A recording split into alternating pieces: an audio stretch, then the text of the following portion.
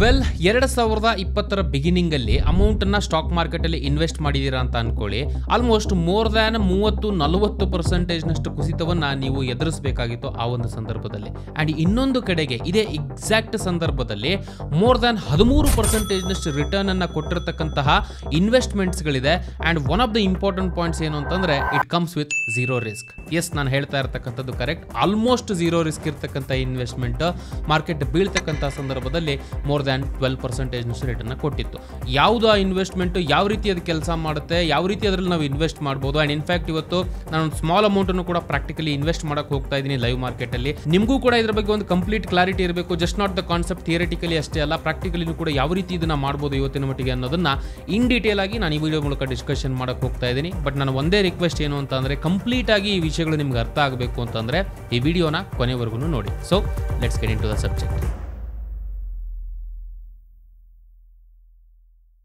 So ಮೊದಲನೇದಾಗಿ basic concepts, ಲಾಜಿಕನ್ನು ಅರ್ಥ ಮಾಡ್ಕೊಳ್ಳೋದು ಇಂಪಾರ್ಟೆಂಟ್. ಯಾವುದೇ ಇನ್ವೆಸ್ಟ್ಮೆಂಟ್ ಮಾಡಲಿ ನಾವು, ಅದು ಸ್ಟಾಕ್ ಮಾರ್ಕೆಟಲ್ಲಿ ಶೇರ್ಸ್ಗಳಲ್ಲೇ ಇರ್ಬೋದು, ಮ್ಯೂಚುವಲ್ ಫಂಡ್ಸಲ್ಲೇ ಇರ್ಬೋದು, ಎಲ್ಲೋ ಒಂದು ಥರ ನಾವು ಇನ್ವೆಸ್ಟ್ ಮಾಡ್ತಿದ್ವಿ ನಮ್ಮ ಹಣವನ್ನು ಅಂತ ಅಂದರೆ ಎಲ್ಲಿ, ಯಾಕೆ, ಹೇಗೆ ಅದು ಕೆಲಸ ಮಾಡುತ್ತೆ ಅನ್ನೋದನ್ನು ನಾವು ತಿಳ್ಕೊಂಡು ಅರ್ಥ ಮಾಡ್ಕೊಂಡು ಇನ್ವೆಸ್ಟ್ ಮಾಡ್ತಕ್ಕಂಥದ್ದು ಸೂಕ್ತ. ಸೊ ಮೊದಲನೆಯ ಬೇಸಿಕ್ ಆಗಿ ಆಸ್ ಅ ಫೌಂಡೇಶನ್ ಆಗಿ ಲಾಜಿಕನ್ನು ಕಂಪ್ಲೀಟಾಗಿ ಅರ್ಥ ಮಾಡ್ಕೊಳ್ಳೋಣ. ನಿಮ್ಮ 100% ಗಮನ ನನ್ನ ಕಡೆಗೆ ಬೇಕಾಗುತ್ತೆ. ಇವಾಗ ನಾನು ಮಾತಾಡೋಕೆ ಹೋಗ್ತಾ ಇರ್ತಕ್ಕಂಥ ಇನ್ವೆಸ್ಟ್ಮೆಂಟ್ ಏನಿದೆಯೋ ಬಾಂಡ್ಸ್ ಇನ್ವೆಸ್ಟ್ಮೆಂಟ್ ಅಂತ ಕರೀತಾರೆ. ಸೊ ಬೇಸಿಕಲಿ ಬಾಂಡ್ಸ್ ಬೇರೆ ಬೇರೆ ರೀತಿಯಂಥ ವಿಧಗಳು ಬರುತ್ತೆ. ಎಸ್ಪೆಷಲಿ ನಾನು ಮಾತಾಡಕ್ಕೆ ಹೋಗ್ತಾ ಇರತಕ್ಕಂಥದ್ದು ರಿಸ್ಕ್ ಅತಿ ಕಡಿಮೆ, ಅಂದರೆ ತೀರಾ ರಿಸ್ಕೇ ಇಲ್ಲಪ್ಪ ಅಂತಕ್ಕಂತಹ ಒಂದು ಬಾಂಡ್ಸ್ಗಳಲ್ಲಿ ಯಾವ ರೀತಿ ಇವತ್ತಿನ ಮಟ್ಟಿಗೆ ಇನ್ವೆಸ್ಟ್ ಮಾಡೋದು, ಎಸ್ಪೆಷಲಿ ಗೌರ್ಮೆಂಟ್ ಬಾಂಡ್ಸ್ಗಳು ಅಂತ ಹೇಳ್ಬೋದು. ಇದರಲ್ಲಿ ಇನ್ವೆಸ್ಟ್ ಮಾಡೋದ್ರ ಮೂಲಕ ಒಂದು ಕಡೆಯಿಂದ ನಮ್ಮ ಅಮೌಂಟು ಸೇಫ್ ಇರುತ್ತೆ. At the same time especially ಇವಾಗ ಮಾರ್ಕೆಟ್ ಕಂಡೀಷನ್ ಆಲ್ ಟೈಮ್ ಹೈಯಲ್ಲಿದೆ. ಸೊ ಯಾವಾಗ ಏನೋ ಒಂದು ಚೂರು ಹೆಚ್ಚು ಕಡಿಮೆ ನ್ಯೂಸ್ ಬಂದ್ರೂ ಕೂಡ ತುಂಬ ಮೇಜರ್ ಪರಿಣಾಮಗಳು ಮಾರ್ಕೆಟಲ್ಲಿ ಕಾಣಲಿಕ್ಕೆ ಸಿಗುತ್ತೆ. ಈ ಒಂದು ಸಂದರ್ಭದಲ್ಲಿ ಲಾರ್ಜ್ ಸಮ್ ಅಮೌಂಟ್ ಇದೆ ನನ್ನ ಹತ್ರ ಇವಾಗ, so immediately stock market invest ಮಾಡೋದು ಬೇಡ. ಸ್ವಲ್ಪ ಹೊತ್ತಿಗೆ ಅಟ್ಲೀಸ್ಟ್ ಸೇಫರ್ ಸೈಡಿಗೆ ಇರಲಿ. For example let's say 1 lakh 5 lakh ಈ ರೀತಿ ಅಮೌಂಟ್ ಇದೆ ನನ್ನ ಹತ್ರ. ಸೊ ಈ ರೀತಿ ಅಂತ ಗೌರ್ಮೆಂಟ್ ಬಾಂಡ್ಸ್ಗಳಲ್ಲಿ ಇನ್ವೆಸ್ಟ್ ಮಾಡೋದ್ರ ಮೂಲಕ ಸೇಫರ್ ವೇದಲ್ಲಿ ನಮ್ಮ ಅಮೌಂಟ್ನ ಪಾರ್ಕ್ ಮಾಡ್ಬೋದು, ಎಸ್ಪೆಷಲಿ ಈ ರೀತಿಯಂತಹ ಒಂದು ಆಲ್ ಟೈಮ್ ಹೈ ಕಂಡೀಷನ್ಸ್ಗಳಿದ್ದಾಗ. ಆ್ಯಂಡ್ ಸ್ಲೋ ಆಗಿ ಎವ್ರಿ ಮಂತ್ ಆನ್ ಮಂತೋ ಅಥವಾ ಎವ್ರಿ 2 ಮಂತ್ಸೋ ಅಥವಾ ಮಾರ್ಕೆಟ್ ಯಾವಾಗೆಲ್ಲ ಬೆಟರ್ ಪ್ರೈಸಲ್ಲಿ ನಮಗೆ ಸಿಗುತ್ತೋ, ಒಂದು 5% 3% ಕುಸಿತಾ ಇದ್ದಾಗ ಈ ಒಂದು ಅಮೌಂಟ್ಗಳಿಂದ ಹೊರಗಡೆಗೆ ಬಂದು ಅಥವಾ ಈ ಒಂದು ಬಾಂಡ್ಸ್ಗಳ ಅಮೌಂಟಿಂದ ಇನ್ವೆಸ್ಟಿಂದ ಹೊರಗಡೆಗೆ ಬಂದು ಆ ಅಮೌಂಟನ್ನು ಈಕ್ವಿಟಿಲಿ ಇನ್ವೆಸ್ಟ್ ಮಾಡೋದು ಅಥವಾ ಸ್ಟಾಕ್ ಮಾರ್ಕೆಟಲ್ಲಿ ಇನ್ವೆಸ್ಟ್ ಮಾಡ್ಬೋದು. ಸೊ ಹಾಗಾಗಿ ಇದ್ರ ಬಗ್ಗೆ ಅರ್ಥ ಮಾಡ್ಕೊಂಡು ಗೌರ್ಮೆಂಟ್ ಬಾಂಡ್ಸ್ಗಳ ಬಗ್ಗೆ ನಾನು ಮಾತಾಡಕ್ಕೆ ಹೋಗ್ತಾ ಇರ್ತಕ್ಕಂಥದ್ದು. ಇದು ನಮಗೆ ಅರ್ಥ ಆಗಬೇಕು ಕರೆಕ್ಟಾಗಿ ಅಂತ ಅಂದರೆ 2 ಪೋರ್ಷನ್ಸ್ಗಳಿದೆ. ಸೊ ಒಂದೊಂದನ್ನೇ ನಾನು ಎಕ್ಸ್ಪ್ಲೇನ್ ಮಾಡ್ತಾ ಹೋಗ್ತೀನಿ. ಮೊದಲನೇದಾಗಿ RBI ಬೇಸಿಕಲಿ ಬ್ಯಾಂಕ್ಸ್ಗಳು ಯಾವ ರೀತಿ ಆಪರೇಟ್ ಆಗುತ್ತೆ ಅನ್ನೋದನ್ನು ಸಿಂಪಲ್ ವೇದಲ್ಲಿ ನಾನು ಎಕ್ಸ್ಪ್ಲೇನ್ ಮಾಡ್ತೀನಿ. ಟಾಪ್ ವೇದಲ್ಲಿ ಬರೋದು ಅಥವಾ ಟಾಪ್ ಪೊಸಿಷನ್ಲಿ ಬರೋದು RBI, reserve bank of India, ನಮ್ಮೆಲ್ಲರಿಗೂ ಗೊತ್ತಿದೆ. ಈ ಒಂದು ಬ್ಯಾಂಕಿನ ಕೆಳಗಡೆಗೆ RBI ಕೆಳಗಡೆಗೆ ಸ್ಮಾಲ್ ಬ್ಯಾಂಕ್ಸ್ಗಳು ಲೈಕ್ ICICI ಇರ್ಬೋದು, SBI ಇರ್ಬೋದು, HDFC ಇರ್ಬೋದು, ಯಾವುದೇ ಒಂದು ಬ್ಯಾಂಕ್ ಏನಿದೆಯೋ ಕಮರ್ಷಿಯಲ್ ಬ್ಯಾಂಕ್ಸ್ಗಳು ಅಂತ ಕರೀತಾರೆ ಇವನ್ನ. ಇದು RBI ಅಂಡರಲ್ಲಿ ಆಪ್ರೇಟ್ ಆಗ್ತಾ ಇರುತ್ತೆ. RBI ಏನು ಮಾಡುತ್ತೆ, there is something called as repo rate ಅಂತ ಕರೀತಾರೆ. ಓಕೆ, ಇದು ಟೆಕ್ನಿಕಲ್ ವರ್ಡ್. ಸಿಂಪಲ್ ಏನು ಅಂತಂದರೆ RBI ಈ ಕಮರ್ಷಿಯಲ್ ಬ್ಯಾಂಕ್ಸ್ಗಳಿಗೆ ಸಾಲ ಕೊಡುತ್ತೆ. ಸೊ ಆ ಸಾಲಕ್ಕೆ ಎಷ್ಟು ಬಡ್ಡಿ ಕೊಡಬೇಕು ಅನ್ನೋದನ್ನು ಡಿಸೈಡ್ ಮಾಡುತ್ತೆ RBI. ಆ ಬಡ್ಡಿಯನ್ನು ರೆಪೋ ರೇಟ್ ಅಂತ ಕರೀತಾರೆ. ಸೊ ಇದನ್ನು ಕಾಲಕ್ಕೆ ಬದಲಾಯಿಸ್ತಾ ಇರುತ್ತೆ RBI. ಏನಕ್ಕೆ ಇದನ್ನು ಬದಲಾವಣೆ ಮಾಡ್ತಾರೆ, ಇದ್ರ ಹಿಂದೆ ತುಂಬ ದೊಡ್ಡ ಸ್ಟೋರಿ ಇದೆ. ಬಟ್ ಜಾಸ್ತಿ ಇನ್ಡೆಪ್ತಾಗಿ ಅದನ್ನು ಅರ್ಥ ಮಾಡ್ಕೊಳ್ಳೋಂಥ ಅವಶ್ಯಕತೆ ಏನಿಲ್ಲ ನಮಗೆ. ಇನ್ ಸಿಂಪಲ್ ವರ್ಡ್ಸ್ ಹೇಳಬೇಕು ಅಂತಂದರೆ ರೆಪೋ ರೇಟ್ ಅಂತ ಇರುತ್ತೆ. At the present moment around 6.5% repo ರೇಟ್ನ RBI ಚಾರ್ಜ್ ಮಾಡ್ತಾ ಇದೆ. ಸೊ ಬ್ಯಾಂಕ್ಸ್ಗಳು ಏನು ಮಾಡುತ್ತೆ, ಕಮರ್ಷಿಯಲ್ ಬ್ಯಾಂಕ್ಸ್ಗಳು 6.5% ಬಂದಿರೋ ಒಂದು ಅಮೌಂಟ್ ಏನಿದೆಯೋ ಆ ಒಂದು ಅಮೌಂಟನ್ನು ಲೆಟ್ಸೇ ಒಂದು 8.5% 8% ಸ್ವಲ್ಪ ಎಡಿಷ್ನಲ್ 1-2% 3% ಮಾರ್ಜಿನು, ಪರ್ಸನಲ್ ಲೋನೆಲ್ಲ 15-16%ಗೆಲ್ಲ ಇರುತ್ತೆ ಇವತ್ತಿನ ಮಟ್ಟಿಗೆ. ಸೊ ರಿಸ್ಕಿನ ಬೇಸಿಸಲ್ಲಿ ಕಮರ್ಷಿಯಲ್ ಬ್ಯಾಂಕ್ಸ್ಗಳು ನಿಮ್ಮಂತಹ ಕಸ್ಟಮರ್ಸ್ಗಳಿಗೆ ಲೆಂಡ್ ಮಾಡ್ತಾರೆ. ಸೊ ಇದ್ರ ಮೂಲಕ ಕಮರ್ಷಿಯಲ್ ಬ್ಯಾಂಕ್ಸ್ಗಳು ಸಟನ್ ಅಮೌಂಟ್ ಬರುತ್ತೆ, RBIಗೂ ಕೂಡ ಇವರಿಂದ ಸಟನ್ ಇಂಟ್ರೆಸ್ಟ್ ಕಲೆಕ್ಟ್ ಆಗ್ತಾ ಹೋಗುತ್ತೆ. ಸೊ ಬ್ಯಾಂಕಿಂಗ್ ಸಿಸ್ಟಮ್ ವರ್ಕ್ ಆಗ್ತಕ್ಕಂತಹ ರೀತಿ. ಸೊ ನೀವು ಕೇಳ್ಬೋದು, ಸರ್ ಗೌರ್ಮೆಂಟ್ ಬಾಂಡ್ಸ್ಗಳಿಗೂ ಇದಕ್ಕೂ ಏನು ಸಂಬಂಧ ಇದೆ? Very important. ರೆಪೋ ರೇಟಿನ ಬೇಸಿಸಲ್ಲಿ ತುಂಬ ಬದಲಾವಣೆಗಳು ಎಕನಾಮಿಕಲಿ ಅಥವಾ ಆರ್ಥಿಕ ವ್ಯವಸ್ಥೆಯಲ್ಲಿ ಆಗುತ್ತೆ. ನಿಮ್ಮಂಥ ಕಾಮನ್ ವ್ಯಕ್ತಿಗಳ ಖರ್ಚು ವೆಚ್ಚಗಳು ಏನಿದೆಯೋ ದಿನನಿತ್ಯವಾಗಿ ನಾವು ಖರ್ಚು ಮಾಡ್ತಕ್ಕಂಥದ್ದು ಕೂಡ ಇದರ ಬೇಸಿಸಲ್ಲಿ ವೇರಿಯೇಷನ್ ಆಗ್ತಾ ಹೋಗುತ್ತೆ. ಸೊ ಇನ್ ಸಿಂಪಲ್ ವರ್ಡ್ಸ್ ಈ ಒಂದು ಇಂಟ್ರೆಸ್ಟ್ ರೇಟ್ ವೇರಿಯೇಷನ್ಸ್ ಆಗ್ತಾ ಇರುತ್ತೆ ಕಾಲಕ್ಕೆ ತಕ್ಕ ಹಾಗೆ. ಸೊ ಇದು ನಿಮಗೆ ಕ್ಲಿಯರ್ ಆಗಿದೆ ಅಂತ ಅಂದರೆ ಇದರ ಬೇಸಿಸಲ್ಲೇ ಕಮರ್ಷಿಯಲ್ ಬ್ಯಾಂಕ್ಸ್ಗಳು ಆಫರ್ ಆಯಿತು ಅಂತ ಗೊತ್ತಾಯಿತು. ಆ್ಯಂಡ್ ಇನ್ನೊಂದು ಆ್ಯಂಗಲ್ ಹೇಳ್ಬಿಡ್ತೀನಿ, ದಿಸ್ ಇಸ್ ವೆರಿ ಇಂಪಾರ್ಟೆಂಟ್. ಲೆಟ್ಸೇ ಈಗ ರೆಪೋ ರೇಟ್ 6.5% ಇದೆ. ಕರೆಕ್ಟಾ? ಸೊ 6.5%ಗಿನ್ನ ಕೆಳಗಡೆಗೇನೆ ನಿಮ್ಗೆ ಆಫರ್ ಮಾಡಬೇಕು, ಅಟ್ಲೀಸ್ಟ್ ಒಂದು 6%. ಫಾರ್ ಎಕ್ಸಾಂಪಲ್ ಲೆಟ್ಸೆ ಕಮರ್ಷಿಯಲ್ ಬ್ಯಾಂಕಲ್ಲಿ ಅಥವಾ ನಿಮ್ದು ಯಾವುದೋ ಒಂದು ಬ್ಯಾಂಕ್ ಇದೆ, ಬ್ಯಾಂಕಲ್ಲಿ ಹೋಗಿ ನೀವು ಒಂದು ಲಕ್ಷ ಡೆಪಾಸಿಟ್ ಮಾಡ್ತಿದ್ದೀರಾ. ಸೊ ಇದನ್ನು ಹಾಗೆ ಇಟ್ಕೊಳ್ಳಲ್ಲ ಅವರು, ನಿಮಗೆ ಸಟನ್ ಇಂಟ್ರೆಸ್ಟ್ ಅಂತ ಕೊಡ್ತಾರೆ ಬ್ಯಾಂಕಲ್ಲಿ. ಇಮ್ಯಾಜಿನ್ 1 ಲಕ್ಷಕ್ಕೆ ಇವಾಗಿನ ಮಟ್ಟಿಗೆ ಅಪ್ರಾಕ್ಸಿಮೇಟ್ಲಿ ಎಫ್ ಡಿಲಿ ಇಡ್ತೀರಾ ಅಂತಂದರೆ 6ರಿಂದ 6.5%. ತೀರಾ ನೆಕ್ ಟು ನೆಕ್ಕೆ ಮಾರ್ಜಿನ್ ಇಟ್ಕೊಂಡು ಕೆಲಸ ಮಾಡ್ತಾ ಇದೆ ಕಮರ್ಷಿಯಲ್ ಬ್ಯಾಂಕ್ಸ್ಗಳು ಡೆಪಾಸಿಟ್ಸ್ಗಳಿಗೆ ಇಂಟ್ರೆಸ್ಟ್ ಕೊಡೋದ್ರಲ್ಲಿ. ಸೊ ಇನ್ನೊಂದು ಕಡೆಯಿಂದ ಡೆಪಾಸಿಟ್ಸ್ ಬಂದಿದೆ ಅವ್ರ ಹತ್ರ ಅಂತಂದರೆ ಅದನ್ನು ಉಪಯೋಗಿಸ್ಕೊಂಡು ಸಾಲ ಕೊಡ್ತಾರೆ, ಅದರಿಂದ ಇಂಟ್ರೆಸ್ಟ್ ರೇಟಲ್ಲಿ ಏನು ಬರುತ್ತೋ ಅದನ್ನು ಆ್ಯಸ್ ಅ ಇನ್ಕಮ್ ಆಗಿ ಬ್ಯಾಂಕ್ಸ್ಗಳು ದುಡ್ಡು ಕೊಡುತ್ತೆ. So if this is clear to, ಈ ಒಂದು ಸ್ಟೇಜಲ್ಲಿ ಕ್ಲಿಯರ್ ಇದೆ ಅಂತಂದರೆ ನಿಮಗೆ ನೆಕ್ಸ್ಟ್ ಸ್ಟೇಜ್ ಬರ್ತಕ್ಕಂಥದ್ದು government role. Very very important, ಕರೆಕ್ಟಾಗಿ ಗಮನ ಕೊಡಿ. ಗೌರ್ಮೆಂಟ್ಗೆ ಖರ್ಚು ವೆಚ್ಚಗಳಿರುತ್ತೆ. ಈಗ ಯಾವುದೇ ಒಂದು ದೇಶದ ಗೌರ್ಮೆಂಟ್ ಇದ್ರೂ ಕೂಡ ಇನ್ಫ್ರಾಸ್ಟ್ರಕ್ಚರ್ ಡೆವಲಪ್ಮೆಂಟಿಗೆ ಇರ್ಬೋದು, ಮಲ್ಟಿಪಲ್ ವೇದಲ್ಲಿ ಖರ್ಚು ವೆಚ್ಚಗಳಿರುತ್ತೆ. ಸುಮಾರು ಸೋರ್ಸಸ್ಗಳಿಂದ ಗೌರ್ಮೆಂಟ್ ದುಡ್ಡನ್ನು ಗಳಿಸುತ್ತೆ. ಒಂದು ಟ್ಯಾಕ್ಸ್ ಮೇಜರ್ ಸೋರ್ಸ್, ಕರೆಕ್ಟಾ? ಬೇರೆ ಬೇರೆ ಟ್ಯಾಕ್ಸಸ್ಗಳನ್ನು ಅಪ್ಲಿಕೇಬಲ್ ಆಗುತ್ತೆ ಇವತ್ತಿನ ಮಟ್ಟಿಗೆ ಇಂಡಿಯಾದಲ್ಲಿ. ಹಾಗೆ ಇನ್ನೊಂದು ಕಡೆಯಿಂದ ಬಂದು ಸೆಕ್ಯೂರಿಟೀಸ್ಗಳು ಅಂತ ಹೇಳ್ತಾರೆ, ಟೆಕ್ನಿಕಲ್ ವರ್ಡ್ ಇದು ಸೆಕ್ಯೂರಿಟೀಸ್ ಅಂತ ಹೇಳ್ಕೊಂಡು, ರೈಟ್? ಇನ್ ಸಿಂಪಲ್ ವರ್ಡ್ಸ್, ಬಾಂಡ್ಸ್ಗಳನ್ನು ಇಶ್ಯೂ ಮಾಡೋದ್ರ ಮೂಲಕನೂ ಕೂಡ ಹಣವನ್ನು ರೈಸ್ ಮಾಡುತ್ತೆ ಗೌರ್ಮೆಂಟ್. ಇನ್ ಸಿಂಪಲ್ ವರ್ಡ್ಸ್, ಇನ್ನೂ ಸಿಂಪಲ್ ಆಗಿ ಹೇಳಬೇಕು ಅಂತಂದರೆ, ಗೌರ್ಮೆಂಟ್ ನಿಮ್ಮ ಹತ್ರ ಬಂದು, ನೋಡಪ್ಪ ನಾನು ನಿನ್ನ ಪೇಪರ್ ಕೊಡ್ತೀನಿ, ನಿನಗೆ ಬಾಂಡನ್ನು ಕೊಡ್ತೀನಿ, ಈ ಬಾಂಡ್ನ ಅಪೋಸಿಟ್ ಆಗಿ ನನಗೆ ದುಡ್ಡನ್ನು ಕೊಡು, ನೀನು ಆ ದುಡ್ಡನ್ನು ನನಗೆ ಬೇಕೋ ಯಾವ ರೀತಿ ಅದನ್ನು ಯೂಸ್ ಮಾಡ್ಕೊಳ್ತೀನಿ. ಬಟ್ ಈ ಬಾಂಡ್ಗೆ ಸೇ 100 ರೂಪಾಯಿ ನಿಮಗೆ ಕೇಳ್ತಾ ಇದೆ ಅಂತ ಅನ್ಕೊಳ್ಳೋಣ ಗೌರ್ಮೆಂಟ್. ಈ ಕೇಸಲ್ಲಿ 100 ರೂಪಾಯಿಗೆ ಸೇ ಒಂದು 5 ವರ್ಷ ನೀನು ನನಗೆ ಕೊಡ್ತೀಯಪ್ಪ ಈ 100 ರೂಪಾಯಿನ ಅಂತ ಅಂದರೆ, 5 ವರ್ಷ ಆದಮೇಲೆ ನಿನಗೆ every year on year assume ಈಗ ಬ್ಯಾಂಕಲ್ಲಿಟ್ಟರೆ ನಮಗೆ 6% ಕೊಡ್ತಾ ಇದೆ, ಕರೆಕ್ಟಾಗಿ 6% ಇಂಟ್ರೆಸ್ಟ್ ಸಿಗುತ್ತೆ ಫಿಕ್ಸೆಡ್ ರೇಟಲ್ಲಿ. ನಾನು 6% ಬದಲು 8% ಕೊಡ್ತೀನಪ್ಪ ನಿನಗೆ ಬೆಟರ್ ರಿಟರ್ನ್ಸ್ ನನ್ನ ಕಡೆಯಿಂದ ಕೊಡ್ತೀನಿ. ಸೊ ಹಾಗಾಗಿ ನೀವು ಅದು ಬಾಂಡನ್ನು ಪರ್ಚೇಸ್ ಮಾಡೋ ಅಂತಕ್ಕಂಥ ಒಂದು ಉದ್ದೇಶ ಇಟ್ಕೊಂಡು ಗೌರ್ಮೆಂಟು ಕೂಡ ಸೆಕ್ಯೂರಿಟೀಸ್ಗಳು ಅಥವಾ ಬಾಂಡ್ಗಳನ್ನು ಇಶ್ಯೂ ಮಾಡುತ್ತೆ. ಸೊ ಈ ಬಾಂಡ್ಸ್ಗಳಲ್ಲಿ ಮುಂಚೆ ಆದರೆ ತುಂಬ ಒಂದು ರೆಸ್ಟ್ರಿಕ್ಷನ್ಸ್ಗಳಿತ್ತು, ತುಂಬ ತಲೆನೋವುಗಳಿತ್ತು. ಬಟ್ ಈ ಬಾಂಡ್ಸ್ಗಳಲ್ಲಿ ಇವತ್ತಿನ ಮಟ್ಟಿಗೆ ನಮ್ಮ ನಿಮ್ಮಂಥ ಕಾಮನ್ ವ್ಯಕ್ತಿಗಳಿಗೂ ಕೂಡ ಇನ್ವೆಸ್ಟ್ ಮಾಡಲಿಕ್ಕೆ RBI ಕಡೆಯಿಂದನೂ ಅವಕಾಶಗಳು ಸಿಗ್ತಾ ಇದೆ. ಹಾಗೆ ಮಲ್ಟಿಪಲ್ ವೇಸ್ಗಳಿಂದನೂ ಇವತ್ತಿನ ಮಟ್ಟಿಗೆ ನಾವು ಈ ಒಂದು ಬಾಂಡ್ಸ್ಗಳಲ್ಲಿ ಇನ್ವೆಸ್ಟ್ ಮಾಡಬಹುದು. ಸೊ ಈ ಎರಡು ಕಾನ್ಸೆಪ್ಟ್ ನಿಮ್ಗೆ ಕ್ಲಿಯರ್ ಆಗಿದೆ ಅಂತ ಅಂದರೆ, ಒಂದು ಕಡೆಯಿಂದ ರೆಪೋ ರೇಟ್ ಬೇಸಿಸಲ್ಲಿ ಇಂಟ್ರೆಸ್ಟ್ ರೇಟ್ಸ್ಗಳು ಡಿಫೈನ್ ಆಗುತ್ತೆ. ಇಂಟ್ರೆಸ್ಟ್ ರೇಟ್ಸ್ಗಳಿಗೆ ಕಂಪೇರ್ ಮಾಡಿ ಬೆಟರ್ ಆಫರನ್ನು ಗೌರ್ಮೆಂಟ್ ಬಾಂಡ್ಸ್ಗಳು ಕೊಡುತ್ತೆ. ಸೊ ದಟ್ ಗೌರ್ಮೆಂಟ್ ಬಾಂಡ್ಸ್ಗಳಲ್ಲಿ ನೀವು ಇನ್ವೆಸ್ಟ್ ಮಾಡಿದ್ರೆ ಗೌರ್ಮೆಂಟ್ ನಿಮಗೆ ಎಕ್ಸ್ಟ್ರಾ ರಿಟರ್ನ್ ಕೊಟ್ಟಾಗ ಆಬ್ವಿಯಸ್ಲಿ ಅದನ್ನು ಯೂಸ್ ಮಾಡ್ಕೊಂಡು ಅವರು ಡೈರೆಕ್ಟಾಗಿ ಎಲ್ಲಿ ಬೇಕೋ ಅಲ್ಲಿ ಇನ್ವೆಸ್ಟ್ ಮಾಡ್ಕೊಳ್ತಾರೆ. ಬಟ್ ನಮಗೆ ಆ್ಯಸ್ ಅ ರಿಟರ್ನ್ ಆಗಿ ಸ್ವಲ್ಪ ಎಡಿಷನಲ್ ರಿಟರ್ನ್, ನಾರ್ಮಲ್ FD ರಿಟರ್ನ್ಕಿಂತ ಜಾಸ್ತಿ ರಿಟರ್ನ್ನ ಕೊಡ್ತಾರೆ. ಆ್ಯಂಡ್ ಇದರಲ್ಲಿ ಇರ್ತಕ್ಕಂಥ ಲಾಜಿಕನ್ನು ನೀವು ಅರ್ಥ ಮಾಡ್ಕೊಳ್ಳಿ. ಬೇಸಿಕಲಿ ಯಾವುದೇ ಒಂದು ಸಂದರ್ಭದಲ್ಲೂ ಕೂಡ ಆಲ್ಮೋಸ್ಟ್ ರಿಸ್ಕ್ ಫ್ರೀ ಅಂತ ಹೇಳ್ಬೋದು ಈ ಒಂದು ಹಣವನ್ನು. ಬಿಕಾಸ್ FDಲೇ ಇರ್ಬೋದು, ಬ್ಯಾಂಕಲ್ಲಿ ನಾವು ಇಟ್ಟಿರ್ತಕ್ಕಂಥ ಹಣಕ್ಕೆ ಮೇಜರ್ ರಿಸ್ಕ್ ಯಾವ್ದು ಹೇಳಿ? ಇಂಟ್ರೆಸ್ಟ್ ರೇಟ್ ರಿಸ್ಕ್, ಅಥವಾ ಬ್ಯಾಂಕ್ ಏನೇ ಕ್ಲೋಸ್ ಆಗಿ ಹೋಗ್ಬಿಟ್ರೆ, ಬ್ಯಾಂಕ್ ಕರೆಕ್ಟಾಗಿ ಆಪರೇಟ್ ಮಾಡಲಿಲ್ಲ, ಕ್ಲೋಸ್ ಆಗೋಯ್ತು ಅಂತಂದರೆ ನಮ್ಮ ಹಣ ರಿಸ್ಕಲ್ಲಿರುತ್ತೆ.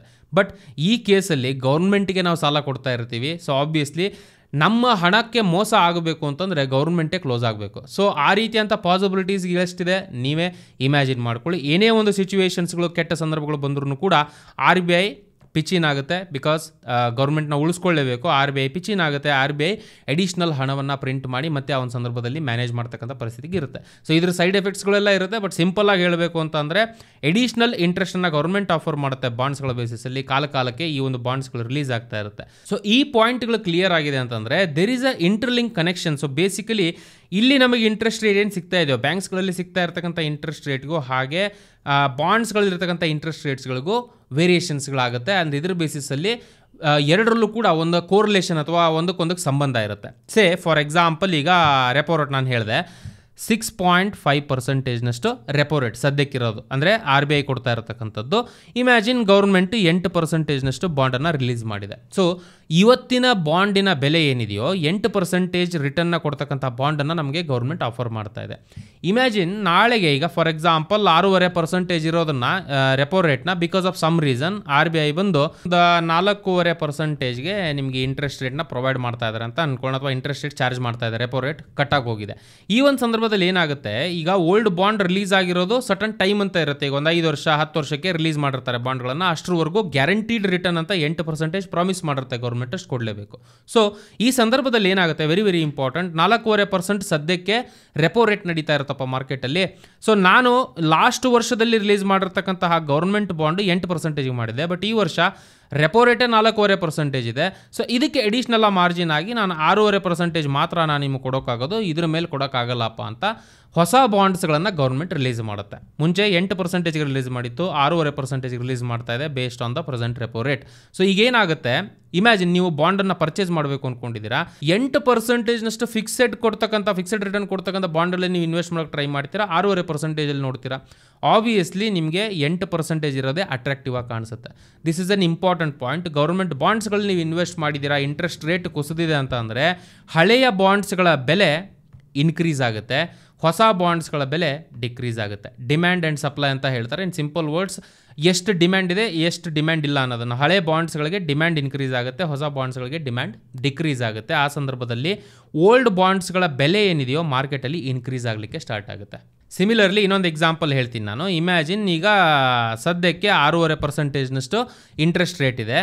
ಇದನ್ನು 7.5% ಮಾಡಿಬಿಟ್ರೆ ಆಬ್ವಿಯಸ್ಲಿ ಏನಾಗುತ್ತೆ, ಈಗ ಹಳೆಯ ಗೌರ್ಮೆಂಟ್ ಬಾಂಡ್ ಅಂತ ತೊಗೊಳ್ಳೋಣ, ಇದು RBI ಸಿಚುವೇಶನ್ ಅಂತ ತೊಗೊಳ್ಳೋಣ. ಇಲ್ಲಿ ಗೌರ್ಮೆಂಟ್ ಬಾಂಡ್ ಮುಂಚೆದು 8% ಇತ್ತಪ್ಪ, ಇವಾಗ ಸದ್ಯದ ಕಂಡೀಷನ್ಗೆ ಮಾರ್ಕೆಟಲ್ಲಿ 7.5%ನಷ್ಟು ಅಲ್ಲೇ ಸಿಗ್ತಾ ಇದೆ. ಸೊ 8%ನಷ್ಟು ನಿನಗೆ ಯಾಕೆ ಕೊಡ್ಬೇಕು, ನಾನು ಹೋಗಿ ಇನ್ನೂ ಸೇಫರ್ ಆಪ್ಷನ್ ಸುಮ್ಮನೆ ಬ್ಯಾಂಕಲ್ಲೇ ಇನ್ವೆಸ್ಟ್ ಮಾಡ್ತೀನಲ್ಲ ಅಂತ ಅಂದಾಗ ಗೌರ್ಮೆಂಟ್ ಆಫರ್ ಮಾಡಲೇಬೇಕು ಎಡಿಷ್ನಲ್ ರಿಟರ್ನನ್ನು ಅಥವಾ ಎಡಿಷ್ನಲ್ ಇಂಟ್ರೆಸ್ಟನ್ನು. ಎಷ್ಟು ಅಪ್ರಾಕ್ಸಿಮೇಟ್ಲಿ ಇಮ್ಯಾಜಿನ್ ಒಂದು 9%ಗೆ ಹೊಸ ಬಾಂಡ್ಸ್ಗಳು ರಿಲೀಸ್ ಮಾಡ್ತಾ ಇದ್ದಾರೆ. ಸೊ ಈ ಸಂದರ್ಭದಲ್ಲಿ ಹಳೆಯ ಬಾಂಡಿನ ಡಿಮ್ಯಾಂಡ್ ಏನಿದೆಯೋ ಕಡಿಮೆ ಆಗುತ್ತೆ, ಬಿಕಾಸ್ ಕಡಿಮೆ ರಿಟರ್ನ್ ಅದು ಆಫರ್ ಮಾಡ್ತಾ ಇರುತ್ತೆ. ಒಂದು ಸತಿ ರಿಟರ್ನ್ ಫಿಕ್ಸ್ ಆಯಿತು ಅಂತಂದರೆ 5 ವರ್ಷ 10 ವರ್ಷಕ್ಕೆ ಅದನ್ನು ಚೇಂಜ್ ಮಾಡೋಕ್ಕೆ ಆಗಲ್ಲ, ರೈಟ್? ಸೊ ಹೊಸದಾಗಿ ರಿಲೀಸ್ ಆಗಿರ್ತಕ್ಕಂಥ ಬಾಂಡ್ 9% ಸಿಗ್ತಾ ಇದೆ, ಹಳೆಯದು ಕಡಿಮೆ ಇದೆ ಅಂತಂದರೆ ಹೊಸ ಬಾಂಡ್ಸ್ಗಳಿಗೆ ಡಿಮ್ಯಾಂಡ್ ಇನ್ಕ್ರೀಸ್ ಆಗುತ್ತೆ, ಹಳೆಯ ಬಾಂಡ್ಸ್ಗಳ ಬೆಲೆ ಕುಸಿಲಿಕ್ಕೆ ಸ್ಟಾರ್ಟ್ ಆಗುತ್ತೆ. Moral of the story is very very simple. ಯಾವಾಗ ಹೈಯರ್ ಲೆವೆಲಲ್ಲಿ ಪಾಸಿಬಲ್, ಇದು 100% ಅಂತ ಹೇಳೋಕ್ಕಾಗಲ್ಲ, ಪಾಸಿಬಲ್ ವೇದಲ್ಲಿ ಜಾಸ್ತಿ ಇಂಟ್ರೆಸ್ಟ್ ರೇಟ್ ಇದ್ದಾಗ ನಾವು ಗೌರ್ಮೆಂಟ್ ಬಾಂಡ್ಸ್ಗಳಲ್ಲಿ ಇನ್ವೆಸ್ಟ್ ಮಾಡಿದ್ರೆ, ಬಿಕಾಸ್ ಈಗ ಫಾರ್ ಎಕ್ಸಾಂಪಲ್ ಈ ಚಾರ್ಟನ್ನು ಗಮನಿಸಿ, ಇಂಟ್ರೆಸ್ಟ್ ರೇಟ್ ಜಾಸ್ತಿ ಹಾಕೊಂಡು ಹೋಗ್ತಾ ಇದೆ ಆ್ಯಂಡ್ ಇಲ್ಲೇ ಸ್ಟೇಬಲಾಗಿ ಕೂತ್ಕೊಂಡಿದೆ, ರೈಟ್? ಸೊ ಈ ಒಂದು ಸಂದರ್ಭದಲ್ಲಿ ನಾವು ಗೌರ್ಮೆಂಟ್ ಬಾಂಡಲ್ಲಿ ಇನ್ವೆಸ್ಟ್ ಮಾಡಿದರೆ, ಸಪೋಸ್ ಇಲ್ಲಿಂದ ಇಂಟ್ರೆಸ್ಟ್ ರೇಟ್ಸ್ಗಳು ಕಟ್ ಆದರೆ ಆ ಒಂದು ಸಿಚುವೇಷನಲ್ಲಿ ನಾವು ಇಲ್ಲಿ ಗೌರ್ಮೆಂಟ್ ಬಾಂಡಲ್ಲಿ ಇನ್ವೆಸ್ಟ್ ಮಾಡಿರ್ತೀವಿ, ಈ ಒಂದು ಕುಸಿತವನ್ನು ಗೌರ್ಮೆಂಟ್ ಬಾಂಡ್ಸಿನ ಬೆಲೆಯಲ್ಲಿ ಇನ್ಕ್ರಿಮೆಂಟ್ ಕಂಡುಬರುತ್ತೆ. So this is the right time most of the ಕೇಸಸ್ಸಲ್ಲಿ, ಯಾವಾಗ ಇಂಟ್ರೆಸ್ಟ್ ರೇಟ್ಸ್ಗಳು ಹೈಯಲ್ಲಿ ರನ್ ಆಗ್ತಾ ಇರುತ್ತೋ ಆ ಒಂದು ಸಂದರ್ಭದಲ್ಲಿ ಗೌರ್ಮೆಂಟ್ ಬಾಂಡ್ಸ್ಗಳಲ್ಲಿ ಇನ್ವೆಸ್ಟ್ ಮಾಡ್ತಕ್ಕಂಥದ್ದು ಸೂಕ್ತ.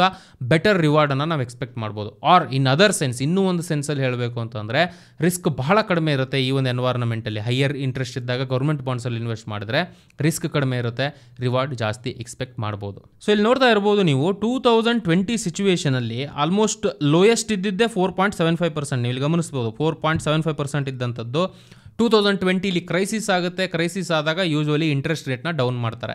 ಇಂಟ್ರೆಸ್ಟ್ ರೇಟ್ಸ್ ಡೌನ್ ಆದಾಗ ಏನಾಗುತ್ತೆ, RBIಲಿ ಅಥವಾ ಇಂಟ್ರೆಸ್ಟ್ ರೇಟ್ಸ್ನ ಕಡಿಮೆ ಮಾಡಿದ್ರೆ ಸಾಲ ತೊಗೊಳ್ಳೋರು ಜಾಸ್ತಿ ತೊಗೊಂಡು ಆಟೋಮೆಟಿಕಲಿ ಮತ್ತೆ ಬಿಸ್ನೆಸ್ಗಳಿಗೆ ಇನ್ವೆಸ್ಟ್ ಮಾಡ್ಲಿಕ್ಕೆ ಸ್ಟಾರ್ಟ್ ಮಾಡ್ತಾರೆ, ಬಿಸ್ನೆಸ್ಗಳು ಗ್ರೋತ್ ಆಗಿ ಸ್ಟಾರ್ಟ್ ಆಗಿದೆ. That is a story behind it. So ನಾನು ಆಲ್ರೆಡಿ ಹೇಳಿದೆ, ಟೆಕ್ನಿಕಲಿ ತೀರಾ ಹೋಗೋದು ಬೇಡ. ಇಂಟ್ರೆಸ್ಟ್ ರೇಟ್ಸ್ಗಳು 4.75% ಕೆಳಗಡೆ ಕುಸಿತು. ಆ್ಯಂಡ್ ಇಂಟ್ರೆಸ್ಟಿಂಗ್ ಪಾಯಿಂಟ್ ನೋಡಿ, ಆಲ್ಮೋಸ್ಟ್ ಇಲ್ಲಿಂದ ಇನ್ಕ್ರೀಸ್ ಆಗ್ತಾನೇ ಹೋಗ್ತಾ ಇದೆ.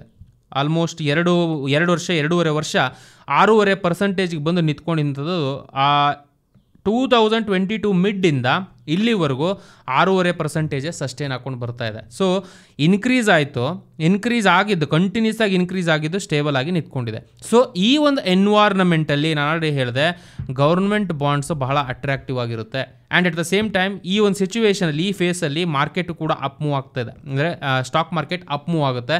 ನಿಮ್ಗೆ ಆಲ್ರೆಡಿ ಗೊತ್ತಿದೆ, ಮಾರ್ಕೆಟ್ ಮೋರ್ ದ್ಯಾನ್ 30-40%ನಷ್ಟು ಗ್ರೋತನ್ನು, ಆ್ಯಂಡ್ ಇನ್ಫ್ಯಾಕ್ಟ್ 2020 ಲೋಯರ್ ಲೆವೆಲಿಂದ ನೋಡ್ತೀರಾ ಅಂತಂದರೆ ಡಬಲ್ ಆಗಿ ಹೋಗ್ಬಿಟ್ಟಿದೆ ನಿಫ್ಟಿ. ಆ ರೀತಿಯಾದಂತಹ ಒಂದು ಗ್ರೋತನ್ನು ಆಲ್ರೆಡಿ ಕಂಡಿದೆ. ಹೈಯರ್ ಇಂಟ್ರೆಸ್ಟ್ ಸಿಚುವೇಷನ್ಸ್ಗಳಿದೆ. ಆ್ಯಂಡ್ ಈ ಒಂದು ಸಿಚುವೇಷನಲ್ಲಿ ನಾವು ಗೌರ್ಮೆಂಟ್ ಬಾಂಡ್ಸಲ್ಲಿ ಇನ್ವೆಸ್ಟ್ ಮಾಡೋದ್ರ ಮೂಲಕ ಈ ಒಂದು ಸಂದರ್ಭದ ಲಾಭವನ್ನು ಕಂಪ್ಲೀಟಾಗಿ ಪಡೀತಕ್ಕಂತಹ ಪಾಸಿಬಿಲಿಟಿ ಇರುತ್ತೆ.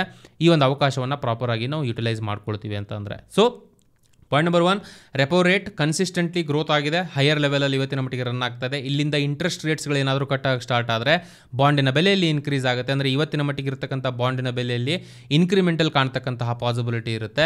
ಆ್ಯಂಡ್ ಅಪ್ರಾಕ್ಸಿಮೇಟ್ಲಿ ನಾರ್ಮಲ್ ಈಗ FD ರಿಟರ್ನ್ ಎಷ್ಟಿರುತ್ತೆ, ಒಂದು 6-7% ಸಿಗುತ್ತೆ. ಬಟ್ ಇದರಲ್ಲಿ ಮೋರ್ ದ್ಯಾನ್ 10%ನಷ್ಟು ಬೆಳವಣಿಗೆ ಆಗ್ತಕ್ಕಂತಹ ಪಾಸಿಬಿಲಿಟೀಸ್ಗಳು ಇರುತ್ತೆ. ಡಿಫ್ರೆಂಟ್ ಕೇಸ್ ಸ್ಟಡೀಸ್ ಅರ್ಥ ಮಾಡ್ಕೊಳ್ಳೋಣ ಆ್ಯಂಡ್ ಲೈವ್ ಇನ್ವೆಸ್ಟ್ಮೆಂಟನ್ನು ಕೂಡ ನೋಡೋಣ. If this concept is clear to you, ನೆಕ್ಸ್ಟ್ಗೆ ಮೂವ್ ಆಗೋಣ. ಫಸ್ಟ್ ಲೆವೆಲಲ್ಲಿ 2 ರೀತಿಯಾಗಿ ನೀವು ಇನ್ವೆಸ್ಟ್ ಮಾಡ್ಬೋದು. ಒಂದು ಡೈರೆಕ್ಟಾಗಿ ಬಾಂಡ್ಸ್ಗಳಲ್ಲೇ ಇನ್ವೆಸ್ಟ್ ಮಾಡ್ಬೋದು, ಇನ್ನೊಂದು ಆ ಬಾಂಡ್ಸ್ಗಳಲ್ಲಿ ಇನ್ವೆಸ್ಟ್ ಮಾಡ್ತಕ್ಕಂಥ ಮ್ಯೂಚುವಲ್ ಫಂಡ್ಸ್ಗಳಲ್ಲಿ ಇನ್ವೆಸ್ಟ್ ಮಾಡ್ಬೋದು. ಆ್ಯಂಡ್ ಮ್ಯೂಚುವಲ್ ಫಂಡ್ಸ್ಗಳಲ್ಲಿ ಇನ್ವೆಸ್ಟ್ ಮಾಡ್ತಕ್ಕಂತಹ ಬಾಂಡ್ ಮ್ಯೂಚುವಲ್ ಫಂಡ್ಸ್ಗಳೇನಿದೆಯೋ ಮಲ್ಟಿಪಲ್ ಬಾಂಡ್ಸ್ಗಳಲ್ಲಿ ಅವರು ಇನ್ವೆಸ್ಟ್ ಮಾಡ್ತಾ ಇರ್ತಾರೆ. ನಮ್ಮ ಕಡೆಯಿಂದ ಜಾಸ್ತಿ ತಲೆ ಕೆಡಿಸ್ಕೊಳ್ತಕ್ಕಂಥ ಒಂದು ಅವಶ್ಯಕತೆ ಇರಲ್ಲ. ಎಸ್ ಅಫ್ಕೋರ್ಸ್ ನಮ್ಮ ಕಡೆಯಿಂದ ಒಂದು ಸ್ವಲ್ಪ ಅಮೌಂಟನ್ನು ಅವ್ರಿಗೆ ಕೊಡಬೇಕಾಗುತ್ತೆ ಎಕ್ಸ್ಪೆನ್ಸ್ ರೇಷಿಯೋ ಆಗಿ ಮ್ಯೂಚುವಲ್ ಫಂಡ್ಸ್ಗಳಲ್ಲಿ ಇನ್ವೆಸ್ಟ್ ಮಾಡಿದ್ರೆ. ಬಟ್ ಮೋಸ್ಟ್ ಆಫ್ ದ ತಲೆನೋವುಗಳು ಕಡಿಮೆ ಆಗುತ್ತೆ. ಆ್ಯಂಡ್ ಒಂದೇ ಬಾಂಡ್ಗಳಲ್ಲೇ ಇನ್ವೆಸ್ಟ್ ಮಾಡೋದು ಅವ್ರು ಮಾಡಲ್ಲ, ಮಲ್ಟಿಪಲ್ ಬಾಂಡ್ಸ್ಗಳಲ್ಲಿ ಇನ್ವೆಸ್ಟ್ ಮಾಡ್ತಾರೆ, ತುಂಬ ದೊಡ್ಡ ಹಣವನ್ನು ಮ್ಯಾನೇಜ್ ಮಾಡ್ತಾ ಇರ್ತಾರೆ. ಸೊ ಹಾಗಾಗಿ ಯಾವ ಮ್ಯೂಚುವಲ್ ಫಂಡ್ಗಳು ಬಾಂಡ್ಗಳಲ್ಲಿ ಗೌರ್ಮೆಂಟ್ ಬಾಂಡ್ಸ್ಗಳಲ್ಲಿ ಇನ್ವೆಸ್ಟ್ ಮಾಡುತ್ತೋ ಆ ಮ್ಯೂಚುವಲ್ ಫಂಡ್ಸ್ಗಳಿಗೆ ಗಿಲ್ಟ್ ಮ್ಯೂಚುವಲ್ ಫಂಡ್ಸ್ ಅಂತ ಕರೀತಾರೆ. GILT ಗಿಲ್ಟ್ ಮ್ಯೂಚುವಲ್ ಫಂಡ್ಸ್ ಅಂತ ಹೇಳ್ಕೊಂಡು. ಸೊ ಆ ಒಂದು ಮ್ಯೂಚುವಲ್ ಫಂಡ್ಸ್ಗಳಲ್ಲಿ ನಾವು ಇನ್ವೆಸ್ಟ್ ಮಾಡೋಕ್ಕೆ ಹೋಗ್ತಾ ಇರ್ತಕ್ಕಂಥದ್ದು. ಸೊ ಇಲ್ಲಿ ನೋಡ್ತಾ ಇರ್ಬೋದು ಟಿಕರ್ ಟೇಪ್ ಅಂತಕ್ಕಂಥ ಆ್ಯಪನ್ನು ಪ್ರೆಸೆಂಟ್ಲಿ ನಾನು ಯೂಸ್ ಮಾಡ್ತಾ ಇದ್ದೀನಿ. ಹಾಗೇನು ಇದು ಪ್ರಮೋಷನ್ ಅಲ್ಲ, ಯಾವುದೇ ಒಂದು ವಿಷಯನೂ ನಾವು ಮಾತಾಡೋಕ್ಕೆ ಹೋಗಿರೋದು ಅಥವಾ ಇಲ್ಲಿವರೆಗೂ ಮಾತಾಡೋಕ್ಕೆ ಹೋಗ್ತಾ ಇರೋದು ಪ್ರಮೋಷನ್ ಅಲ್ಲ. ಇನ್ ಕೇಸ್ ಆ ಥರ ಇತ್ತು ಅಂತಂದರೆ ನಾನು ಇನಿಷಿಯಲಿ ಹೇಳಿರ್ತೀನಿ ನಿಮಗೆ, ಕರೆಕ್ಟಾ? ಸೊ ಇದನ್ನು ನಾನು ಫ್ರೀಯಾಗಿ ಯುಟಿಲೈಸ್ ಮಾಡ್ಕೊಳ್ಬೋದು ಇದರಲ್ಲಿ.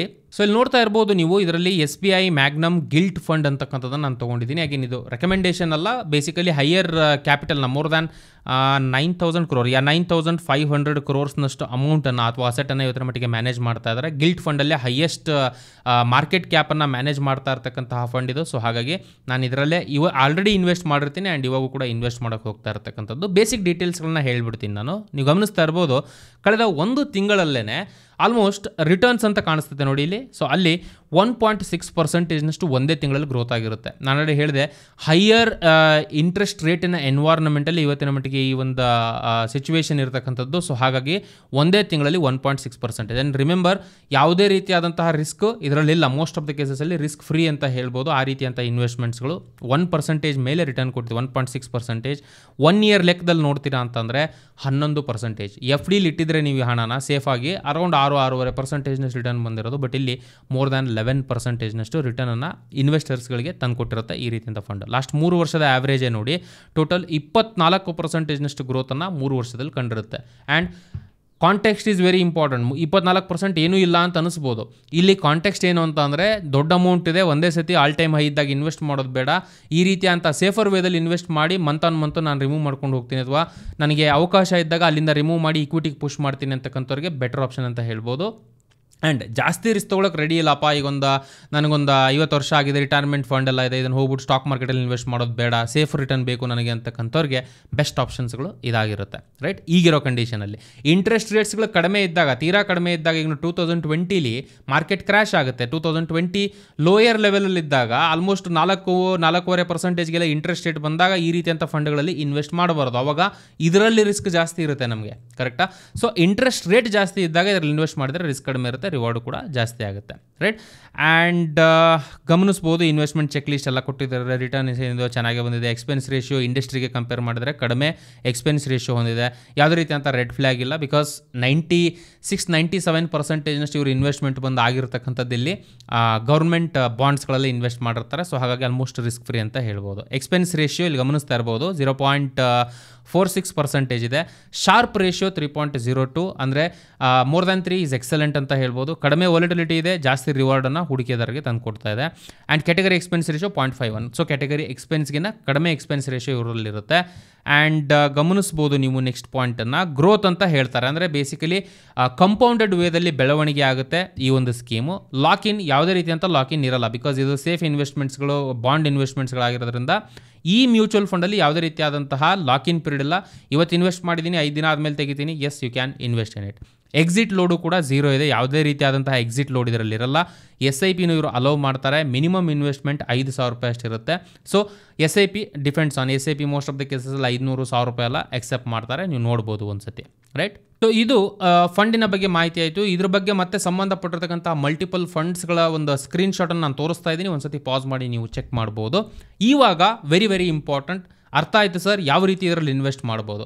ನಾನು ಪರ್ಸ್ನಲಿ ಇವಾಗ ಇನ್ವೆಸ್ಟ್ ಮಾಡೋಕ್ಕೆ ಹೋಗ್ತಾ ಇರ್ತಕ್ಕಂಥ ಆ್ಯಪಿನ ಹೆಸರು ಕಾಯಿನ್ ಅಂತ ಹೇಳ್ಕೊಂಡು, ಝೆರೋದ ಬ್ರೋಕಿಂಗ್ಗೆ ಸಂಬಂಧಪಟ್ಟಿರ್ತಕ್ಕಂಥ ಅಪ್ಲಿಕೇಶನ್ ಅದು. ನೀವು ಗ್ರೋದಲ್ಲೂ ಕೂಡ ಮಾಡ್ಬೋದು. ನಿಮಗೆ ಸಂಬಂಧಪಟ್ಟಿರ್ತಕ್ಕಂಥ ಬ್ರೋಕರ್ ನೀವು ಯಾವ್ದು ಯೂಸ್ ಮಾಡ್ತಿದ್ರು, ಯಾವುದೇ ಒಂದು ಬ್ರೋಕರ್ ಇದ್ದಾರೆ ಅಂತಂದರೆ ಡಿಮ್ಯಾಟ್ ಅಕೌಂಟ್ ಅಥವಾ ಟ್ರೇಡಿಂಗ್ ಅಕೌಂಟನ್ನು ಇಟ್ಕೊಂಡು ನೀವು ಈಸಿಯಾಗಿ ಇದನ್ನು ಇವತ್ತಿನ ಮಟ್ಟಿಗೆ ಇನ್ವೆಸ್ಟ್ ಮಾಡ್ಬೋದು, ರೈಟ್? ಸೊ ಕಾಯಿನನ್ನು ಓಪನ್ ಮಾಡೋಣ. ಮ್ಯೂಚುವಲ್ ಫಂಡ್ಸ್ಗಳಿಗೆ ಅಂತಲೇ ಸಪರೇಟಾಗಿ ಅಪ್ಲಿಕೇಶನ್ ಇದಾಗಿರುತ್ತೆ. ಇಲ್ಲಿ ಗಮನಿಸ್ತಾ ಇರಬಹುದು, ಸದ್ಯಕ್ಕೆ 30 ಸೆಪ್ಟೆಂಬರ್ 2024 ನಿನ್ನೆ ಪ್ರಕಾರ ನೋಡ್ತೀವಿ ಅಂತಂದರೆ ಅರೌಂಡ್ 66.7 ರುಪೀಸ್ NAV ನಡೀತಾ ಇರತಕ್ಕಂಥದ್ದು. 0.17% ವೇರಿಯೇಷನ್ ಆಗಿದೆ ಒಂದಿನದಲ್ಲಿ. ಆ್ಯಂಡ್ ವೆರಿ ವೆರಿ ಇಂಟ್ರೆಸ್ಟಿಂಗ್ಲಿ ಇಲ್ಲಿ ಗಮನಿಸ್ತಾ ಇರ್ಬೋದು, ಒಂದು ವರ್ಷಕ್ಕೆ ಅಂತ ನೋಡಿದ್ರೆ ಮೋರ್ ದ್ಯಾನ್ 11% ರಿಟರ್ನ್ ಆಲ್ರೆಡಿ ಕೊಟ್ಟಿದೆ. ಆ್ಯಂಡ್ ಇದರಲ್ಲಿ ಲಾಸ್ಟಲ್ಲೂ ಕೂಡ ನಾನೊಂದು ವಿಡಿಯೋನ ಮಾಡಿದ್ದೆ. ಈಗ ಲಾಸ್ಟ್ 6 ಮಂತ್ಸ್ ಡೇಟಾನೇ ತೊಗೊಳ್ತೀರ ಅಂದರೆ ಇಲ್ಲಿ ಟಿಕ್ ಮಾರ್ಕ್ ಏನು ಕಾಣಿಸ್ತಾ ಇದೆ ನೋಡಿ. ಸೊ ಇಲ್ಲಿ 2 ಡಾಟ್ ಕಾಣಿಸ್ತಾ ಇದೆ ನೋಡಿ. ಈ ಡಾಟ್ಗಳಿರೋ ಹತ್ರ ಆಲ್ರೆಡಿ ನನ್ನ ಇನ್ವೆಸ್ಟ್ಮೆಂಟ್ಸ್ಗಳಾಗಿದೆ. ಸಡನ್ ಪಾಯಿಂಟ್ ಇರ್ತಕ್ಕಂಥ ಅಮೌಂಟನ್ನು, ಎಸ್ಪೆಷಲಿ ಮಾರ್ಕೆಟ್ ಆಲ್ ಟೈಮ್ ಹೈಯಲ್ಲಿದ್ದಾಗ ಲಮ್ಸಮ್ ಅಮೌಂಟ್ ಬಂದಾಗೆಲ್ಲ ನಾನು ಈ ರೀತಿಯಾದಂತಹ ಒಂದು ಇನ್ವೆಸ್ಟ್ಮೆಂಟ್ಸ್ಗಳಿಗೆ ಪುಷ್ ಮಾಡ್ತೀನಿ ಅವಕಾಶಗಳನ್ನು ನೋಡಿಕೊಂಡು. ಯಾವಾಗ ಮಾರ್ಕೆಟಲ್ಲಿ ಕುಸಿತ ಕಂಡು ಬರುತ್ತೋ ಅಥವಾ ಯಾವಾಗ ಒಂದು ಅವಕಾಶ ಅಂತ ಕಾಣುತ್ತೋ ಆ ಸಂದರ್ಭದಲ್ಲಿ ಇಲ್ಲಿಂದ ಅಮೌಂಟನ್ನು ರಿಮೂವ್ ಮಾಡಿ ಮಾರ್ಕೆಟ್ಗೆ ಪುಷ್ ಮಾಡ್ತೀನಿ ನಾನು. So that is how basically usually ನಾನು ಫಾಲೋ ಮಾಡ್ತಕ್ಕಂತಹ ಮೆಥಡ್ ಇದು. ಆ್ಯಂಡ್ ಇದರ ಪ್ರಕಾರ ಆಲ್ರೆಡಿ ನಾವು 2 ಪಾಯಿಂಟಲ್ಲಿ ಇನ್ವೆಸ್ಟ್ ಮಾಡಿ ಆಗಿದೆ. ಇದರಲ್ಲಿ ಮೋರ್ ದ್ಯಾನ್ 4.25% ರಿಟರ್ನ್, ಏನೂ ರಿಸ್ಕ್ ಇಲ್ಲದೆ ಇದರಲ್ಲಿ ಆಲ್ರೆಡಿ ಜನರೇಟ್ ಆಗಿದೆ. ಐ ಥಿಂಕ್ ಏಪ್ರಿಲಲ್ಲಿ ಮಾಡಿದ್ದು ಅನಿಸುತ್ತೆ. ಏಪ್ರಿಲಿಂದ May, June, July, August, so almost ಒಂದು 4 ತಿಂಗಳಲ್ಲಿ more than 4%, every month more than 1% return without any risk ಇದರಲ್ಲಿ ಆಲ್ರೆಡಿ ಜನರೇಟ್ ಆಗ್ತಿದೆ. ಸೊ 2 ಆಪ್ಷನ್ಸ್ಗಳು ನಮಗೆ ಇಲ್ಲಿ ಕಾಣಿಸ್ತಾ ಇದೆ. ಬೈ ಅಂತ ಅಂದರೆ ಒನ್ ಟೈಮ್, ಈಗ ನಾನು ಇವಾಗ ಮಾಡೋಕ್ಕೆ ಹೋಗ್ತಾ ಇರ್ತಕ್ಕಂಥದ್ದು ಒನ್ ಟೈಮ್ ಬೈ. ಸೊ ನನ್ನ ಹತ್ರ ಸಟನ್ ಅಮೌಂಟ್ ಇದೆ, ಇಮಿಡಿಯೇಟ್ ಇನ್ವೆಸ್ಟ್ ಮಾಡಬೇಕು ಅಂತಂದರೆ ಯಾವಾಗ ಬೇಕಾದರೂ ಮಾಡ್ಬೋದು. ಇದರಲ್ಲಿ SIP ಅಂತಕ್ಕಂಥದ್ದು ನಿಮಗೆ ಗೊತ್ತಿದೆ, ಸಿಸ್ಟಮೆಟಿಕ್ ಇನ್ವೆಸ್ಟ್ಮೆಂಟ್ ಪ್ಲಾನ್ ಅಂತ ಹೇಳ್ಕೊಂಡು ಎವ್ರಿ ಮಂತ್ ಆನ್ ಮಂತು ನೀವು SIP ಸೆಟ್ ಮಾಡ್ಬೋದು. ಆ ಆಪ್ಷನ್ನು ಕೂಡ ಇದರಲ್ಲಿ ಅವೈಲೇಬಲ್ ಇದೆ. ಸೊ ನಾವು ಒನ್ ಟೈಮ್ ಇನ್ವೆಸ್ಟ್ಮೆಂಟ್ ಆಗಿರೋದ್ರಿಂದ ಲೆಟ್ಸ್ ಸೇ ಬೈ ಅಂತಕ್ಕಂಥ ಆಪ್ಷನ್ ನಾನು ಇಲ್ಲಿ ಕ್ಲಿಕ್ ಮಾಡ್ತೀನಿ. ಈ ರೀತಿಯಾದಂತಹ ಒಂದು ಸ್ಕ್ರೀನ್ ನಮಗೆ ಕಾಣಕ್ಕೆ ಸಿಗುತ್ತೆ. ಸೊ ಇದರಲ್ಲಿ first of all investment amount ಎಷ್ಟು ನಿಮ್ಮದು. ಸೊ ಇದರಲ್ಲಿ ಮಿನಿಮಮ್ ಇನ್ವೆಸ್ಟ್ಮೆಂಟ್ 1000 ಅಂತ ಇದೆ. ಓಕೆ, 1000 ರುಪೀಸ್ ಮಿನಿಮಮ್ ಇನ್ವೆಸ್ಟ್ ಮಾಡಲೇಬೇಕು, multiple of 1. So 1001 rupees, 1002 rupees invest ಮಾಡ್ಬೋದು. ಇದರಲ್ಲಿ let's say for example imagine ಒಂದು 90,000 ನಾನು ಇವಾಗ ಕನ್ಸಿಡರ್ ಮಾಡ್ತಾ ಇದ್ದೀನಿ. 90,000 ರುಪೀಸ್ ನಾನು ಇನ್ವೆಸ್ಟ್ ಮಾಡಬೇಕು ಅಂದ್ಕೊಳ್ತಾ ಇದ್ದೀನಿ ಇದರಲ್ಲಿ. ಆ್ಯಂಡ್ ಪೇಮೆಂಟ್ ಮೆಥಡ್ಸ್ಗಳು ಬಂದು 3 ರೀತಿಯಾಗಿದೆ. ಒಂದು UPI ಮೂಲಕನೇ ಮೋಸ್ಟ್ ಆಫ್ ದ ಕೇಸಸ್ ನಿಮ್ಮದು 1 ಲಕ್ಷದ ಒಳಗೆ ಟ್ರಾನ್ಸಾಕ್ಷನ್ ಆಗುತ್ತೆ ಅಂತಂದರೆ UPI ಮೂಲಕನೇ ಮಾಡ್ಬೋದು. 1 ಲಕ್ಷದ ಮೇಲೆ ಅಂತಂದರೆ ಬ್ಯಾಂಕ್ ಟ್ರಾನ್ಸ್ಫರ್ ಹೋಗುತ್ತೆ. ಬ್ಯಾಂಕ್ ಟ್ರಾನ್ಸ್ಫರಲ್ಲಿ ನೆಟ್ ಬ್ಯಾಂಕಿಂಗ್ ಅಥವಾ NEFT RTGS based on your comfortability ನೀವು ಮಾಡ್ಕೊಳ್ಬೋದು. ಎಕ್ಸ್ಟರ್ನಲ್ UPI ಆ್ಯಪ್ಸ್ ಅಂತ ಅಂದರೆ ಈಗ ಗೂಗಲ್ ಪೇ, ಫೋನ್ಪೇ ಅದ್ರ ಮೂಲಕನೂ ಮಾಡ್ಬೋದು. ಬಟ್ ನಾನು ವಿತಿನ್ ಆ್ಯಪಲ್ಲೇ ಇರ್ತಕ್ಕಂಥ UPIನ ತೊಗೊಂಡಿದ್ದೀನಿ, ಬಿಕಾಸ್ ಆಲ್ರೆಡಿ ಇದು ಡಿಫೈನ್ ಆಗಿರುತ್ತೆ. ನೀವು ಕೂಡ ಈಸಿಯಾಗಿ ಮಾಡ್ಬೋದು ಇದನ್ನ. ಇಲ್ಲಪ್ಪ ನಾನು ಕನ್ಫ್ಯೂಷನ್ ಆಗ್ತಿದೆ ಅಂತಂದರೆ ಎಕ್ಸ್ಟರ್ನಲ್ UPIಗೆ ಹೋಗ್ಬೋದು ಅಥವಾ ಬ್ಯಾಂಕ್ ಟ್ರಾನ್ಸ್ಫರ್, ನಿಮಗೆ ಕಂಫರ್ಟಬಲ್ ಇರ್ತಕ್ಕಂಥ ಆಪ್ಷನ್ನ ಸೆಲೆಕ್ಟ್ ಮಾಡ್ಬೋದು. ಬ್ಯಾಂಕ್ ಟ್ರಾನ್ಸ್ಫರ್ ಅಂತ ಅಂದರೆ ನೋಡ್ಬೋದು net banking, NEFT RTGS 2 option ಇದೆ. ಮೋರ್ ದ್ಯಾನ್ 1 lakh ರುಪೀಸ್ ಅಂತಂದರೆ ಯೂಶ್ವಲಿ ನೀವು ನೆಟ್ ಬ್ಯಾಂಕಿಂಗ್ ಹೋಗೋದು ಉತ್ತಮ. ಬಟ್ ಇದರಲ್ಲಿ ನಾನು ಇಂಟರ್ನಲ್ UPIಗೆ ಅಂತ ಸೆಲೆಕ್ಟ್ ಮಾಡ್ಕೊಳ್ತಾ ಇದ್ದೀನಿ. ಬೈ ಅಂತ ಕೊಟ್ಟ ತಕ್ಷಣ ಗಮನಿಸ್ತಾ ಇರ್ಬೋದು ಸಟನ್ ನೋಟಿಫಿಕೇಶನ್ ಬರ್ತಾ ಇದೆ. Gilt funds investment in long term government bonds are subject to duration risk. ನಾನು ಆಲ್ರೆಡಿ ಹೇಳಿದೆ, ಹೈಯರ್ ಇಂಟ್ರೆಸ್ಟ್ ರೇಟ್ಸ್ ಎನ್ವೈರ್ಮೆಂಟಲ್ಲಿ ನಾವು ಇದರಲ್ಲಿ ಇನ್ವೆಸ್ಟ್ ಮಾಡಿದರೆ ಈ ಡ್ಯೂರೇಷನ್ ರಿಸ್ಕ್ ತುಂಬ ಕಡಿಮೆ ಆಗುತ್ತೆ. ನೀವು ವೇಟ್ ಮಾಡ್ತೀರಾ ಅಂತಂದರೆ ನಿಮ್ಗೆ ರಿಟರ್ನ್ ಗೌರ್ಮೆಂಟಿಂದ ಸಿಗಲೇಬೇಕು. That is a concept behind it, right? So proceed ಅಂತ ಕೊಡೋಣ. ಇವಾಗ ಮತ್ತೊಂದು ವಿಂಡೋನ ಕೊಡ್ತಾ ಇದೆ. ಆರ್ಡರ್ ಪ್ಲೇಸ್ ಮಾಡಲಾ ಅಂತ ಕೇಳ್ತಾ ಇದೆ. ಇನ್ವೆಸ್ಟ್ ಅಂತ ನಾನು ಕೊಡ್ತಾ ಇದ್ದೀನಿ. And this is very important. ಯಾವುದೇ ಮ್ಯೂಚುವಲ್ ಫಂಡೇ ಇರಲಿ, ಅದು ಮುಂಚೆ ಆದರೆ ಟ್ರೇಡಿಂಗ್ ಡಿಮ್ಯಾಟ್ ಅಕೌಂಟಿಂದ ಅಮೌಂಟು ಕಟ್ ಆಗೋದು, ಡೈರೆಕ್ಟಾಗಿ ಇನ್ವೆಸ್ಟ್ ಮಾಡ್ಬಿಡೋದು ಅಲ್ಲಿಂದನೇ. ಬಟ್ ಇವಾಗ ಸಪ್ರೇಟ್ ಪೇಮೆಂಟೇ ಮಾಡಬೇಕು. ಸೊ ನೀವು ಮ್ಯೂಚುವಲ್ ಫಂಡ್ಸ್ಗಳಲ್ಲಿ ಇನ್ವೆಸ್ಟ್ ಮಾಡಬೇಕು ಅಂತಂದರೆ ಅಮೌಂಟನ್ನು ಬ್ಯಾಂಕ್ ಅಕೌಂಟಲ್ಲಿ ಇಟ್ಕೊಂಡಿರೋದು ತುಂಬ ಇಂಪಾರ್ಟೆಂಟ್. ಯಾವ ಬ್ಯಾಂಕ್ ಅಕೌಂಟು ನಿಮ್ಮ ಟ್ರೇಡಿಂಗ್ ಡಿಮ್ಯಾಟ್ ಅಕೌಂಟ್ಗೆ ಲಿಂಕ್ ಇರ್ತಕ್ಕಂಥ ಬ್ಯಾಂಕ್ ಅಕೌಂಟಲ್ಲಿ ಅಮೌಂಟನ್ನು ಇಟ್ಕೊಂಡಿರಬೇಕು. ಪೇ ನೌ ಅಂತ ಕೊಡ್ತೀನಿ ನಾನು. ಪೇ ನೌ ಅಂತ ಕೊಟ್ಟ ತಕ್ಷಣ ಆಟೋಮೆಟಿಕಲಿ UPI ಲಿಂಕ್ಡ್ ಇರೋದ್ರಿಂದ ಅಪ್ಲಿಕೇಶನ್ಗೆ ನನಗೆ ಈ ರೀತಿಯಾದಂತಹ ಒಂದು ಬಾಕ್ಸ್ ಬರ್ತಾ ಇದೆ. ನನ್ನ ಪಿನ್ ಕೋಡನ್ನು ನಾನಿಲ್ಲಿ ಕೊಡ್ತಾ ಇದ್ದೀನಿ, ರೈಟ್? ಸೊ ಸಬ್ಮಿಟ್ ಅಂತ ಕೊಟ್ಟ ತಕ್ಷಣ ಸೊ ನೀವು ಗಮನಿಸ್ತಾ ಇರ್ಬೋದು ಇಲ್ಲಿ ಪೇಮೆಂಟ್ ಸಕ್ಸಸ್ಫುಲ್ ಅಂತಕ್ಕಂತಹ ಡೀಟೇಲ್ಸ್ ನಮಗೆ ಕಾಣಿಸ್ತಾ ಇದೆ. 90,000 ರುಪೀಸ್ ಸಕ್ಸಸ್ ಆಗಿದೆ. ಕ್ಲೋಸ್ ಮಾಡ್ತಾ ಇದ್ದೀನಿ ನಾನು. ಕ್ಲೋಸ್ ಮಾಡಿದ ತಕ್ಷಣ ಆರ್ಡರ್ ವಿಂಡೋಗೆ ಬರುತ್ತೆ. ಸೊ ಬೇಸಿಕಲಿ ಇದರ ಪ್ರಕಾರ ನೀವು ನೋಡ್ತಾ ಇರ್ಬೋದು payment received. SBI Magnum gilt fund 90,000 rupees payment received, order sent to AMC around 1:41 ಸಮಯಕ್ಕೆ ಆರ್ಡರ್ ಪ್ಲೇಸ್ ಆಗಿದೆ. ಇವತ್ತಿನ ಕ್ಲೋಸಿಂಗ್ ಪ್ರಕಾರ ಏನಿರುತ್ತೋ ಮಾರ್ಕೆಟ್ ಕ್ಲೋಸಿಂಗ್ ಪ್ರಕಾರ ಆ ಒಂದು ಪ್ರೈಸು ನನಗೆ ಸಿಗುತ್ತೆ by the end of the day. So I hope this point is clear. ಈ ರೀತಿಯಾಗಿ ನಾವು ಈ ಮ್ಯೂಚುವಲ್ ಫಂಡ್ಸ್ಗಳನ್ನು ಪರ್ಚೇಸ್ ಮಾಡ್ಬೋದು. ಒನ್ಸ್ ಅಗೇನ್ ಯಾವುದೇ ಒಂದು ಇನ್ಫಾರ್ಮೇಷನ್ ಏನಿದೆ ನಾನು ಕೊಟ್ಟಿರ್ತಕ್ಕಂಥದ್ದು ನೀವು ಅರ್ಥ ಮಾಡ್ಕೊಳ್ಳಿ ಅನ್ನೋ ಒಂದು ಉದ್ದೇಶ ಇಟ್ಕೊಂಡು ಕೊಟ್ಟಿರ್ತಕ್ಕಂಥದ್ದು. ಬಿಕಾಸ್ ಜಸ್ಟ್ ಥಿಯರಿಟಿಕಲಿ ಹೇಳ್ಬೋದು ಹಂಗೆ ಮಾಡಿ ಹಿಂಗೆ ಮಾಡಿ ಅಂತ ಹೇಳ್ಕೊಂಡು, ಬಟ್ ಪ್ರಾಕ್ಟಿಕಲಿ ಯಾವ ರೀತಿ ಇದು ಅಪ್ಲಿಕೇಬಲ್ ಆಗುತ್ತೆ ಅನ್ನೋದನ್ನು ನಾನು ಪ್ರಾಕ್ಟಿಕಲಿ ಈ ಒಂದು ಮಾಹಿತಿಯನ್ನು ಇವತ್ತಿನ ಮಟ್ಟಿಗೆ ತೋರಿಸಿದ್ದೀನಿ. ಐ ಹೋಪ್ ವಿಡಿಯೋ ನಿಮಗೆ ಇಷ್ಟ ಆಗಿದೆ ಅಂತ ಅನ್ಕೊಳ್ತೀನಿ. ವಿಡಿಯೋ ಇಷ್ಟ ಆದಲ್ಲಿ ದಯವಿಟ್ಟು ವಿಡಿಯೋನ ಲೈಕ್ ಮಾಡಿ, ಹಾಗೆ ನಿಮ್ಗೆ ಗೊತ್ತಿರ್ತಕ್ಕಂಥವ್ರಿಗೆ ಶೇರ್ ಮಾಡಿ. ಮೋಸ್ಟ್ ಇಂಪಾರ್ಟೆಂಟ್ಲಿ ಇನ್ ಕೇಸ್ ನಿಮ್ಮೆಲ್ಲರೂ ಹೊಸಬರಾಗಿದ್ದು ಚಾನಲ್ನ ಸಬ್ಸ್ಕ್ರೈಬ್ ಮಾಡ್ಕೊಳ್ಳಿ ಅಂತ ದಯವಿಟ್ಟು ಚಾನಲ್ನ ಸಬ್ಸ್ಕ್ರೈಬ್ ಮಾಡ್ಕೊಳ್ಳಿ. ನನ್ನ ಕಡೆಯಿಂದ ರೆಗ್ಯುಲರ್ ಅಪ್ಡೇಟ್ಸ್ ವಿತ್ ಪ್ರಿಯಾರಿಟಿ ನಿಮಗೆ ಸಿಗಬೇಕು ಅಂತ ಅಂದರೆ. ಏನೇ ಪ್ರಶ್ನೆಗಳಿದ್ರೂ ಕೂಡ ಹೆಸಿಟೇಟ್ ಮಾಡ್ಕೊಳ್ಳೋಕೆ ಹೋಗ್ಬಿಡಿ. ಈ ಒಂದು ಸಿಂಪಲ್ ಸಿಲ್ಲಿ ಕ್ವಶನ್ ಅನ್ಸಿದ್ರು ಕೂಡ ಪರವಾಗಿಲ್ಲ, ಕಮೆಂಟ್ಸ್ ಮೂಲಕ ತಿಳಿಸಿರಿ. ನಿಮ್ಮ ಕಮೆಂಟ್ಸ್ಗಳ ಬೇಸಿಸಲ್ಲೇ ಬರ್ತಕ್ಕಂಥ ಕಂಟೆಂಟ್ಸ್ಗಳನ್ನ ನಾನು ಡಿಫೈನ್ ಮಾಡ್ತಾ ಇರ್ತೀನಿ. ಮಾರ್ಕೆಟ್ ಆಲ್ ಟೈಮ್ ಹೈಯಲ್ಲಿದೆ ಪ್ರೆಸೆಂಟ್ಲಿ. ಯಾವ ರೀತಿಯಾದಂತಹ ಡಿಸಿಷನ್ಸ್ಗಳನ್ನ ನಾವು ಈ ಒಂದು ಸಂದರ್ಭದಲ್ಲಿ ತಗೊಳ್ತೀವಿ ಅನ್ನೋದು ತುಂಬ ಇಂಪಾರ್ಟೆಂಟ್ ಆಗುತ್ತೆ. ಇವತ್ತಿನ ವಿಡಿಯೋಗೆ ತುಂಬ ಇಂಪಾರ್ಟೆನ್ಸ್ ಇದೆ. ಸೇಫರ್ ವೇದಲ್ಲಿ ಬೆಟರ್ ರಿಟರ್ನ್ ನಾವು ಇವತ್ತಿನ ಮಟ್ಟಿಗೆ ಜನರೇಟ್ ಮಾಡ್ತಕ್ಕಂಥ ಅವಕಾಶಗಳು ಬಾಂಡ್ಸ್ಗಳಲ್ಲಿ ಇದೆ, ಎಸ್ಪೆಷಲಿ ಗೌರ್ಮೆಂಟ್ ಬಾಂಡ್ಸ್ಗಳಲ್ಲಿ. ಅದನ್ನು ನಾವು ಗಿಲ್ಟ್ ಫಂಡ್ಸ್ಗಳ ಮೂಲಕ ಇನ್ವೆಸ್ಟ್ ಮಾಡೋದ್ರ ಮೂಲಕ ಆ ಒಂದು ಲಾಭವನ್ನು ಪಡಿಬಹುದು. ಸೊ ಐ ಹೋಪ್ ವಿಷಯಗಳು ನಿಮ್ಗೆ ಕ್ಲಿಯರ್ ಆಗಿದೆ ಅಂತ ಅನ್ಕೊಳ್ತೀನಿ. ಆದಷ್ಟು ಬೇಗ ಫೈನಾನ್ಷಿಯಲ್ ವಿಚಾರದಲ್ಲಿ ನೀವು ಬೆಳೀಲಿ. ಆಲ್ರೆಡಿ ಬೆಳೆದಿದ್ರೆ ಇನ್ನೂ ನೆಕ್ಸ್ಟ್ ಲೆವೆಲ್ಗೆ ಬೆಳೀಲಿ ಅಂತ ಆಶಿಸ್ತಾ ಈ ವಿಡಿಯೋನ ಇಲ್ಲಿಗೆ ಕನ್ಕ್ಲೂಡ್ ಮಾಡ್ತಾ ಇದ್ದೀನಿ. ಮತ್ತೆ ನಿಮಗೆ ನೆಕ್ಸ್ಟ್ ವಿಡಿಯೋದಲ್ಲಿ ಸಿಗ್ತೀನಿ. ಅಲ್ಲಿವರೆಗೂ ಜೈ ಹಿಂದ್.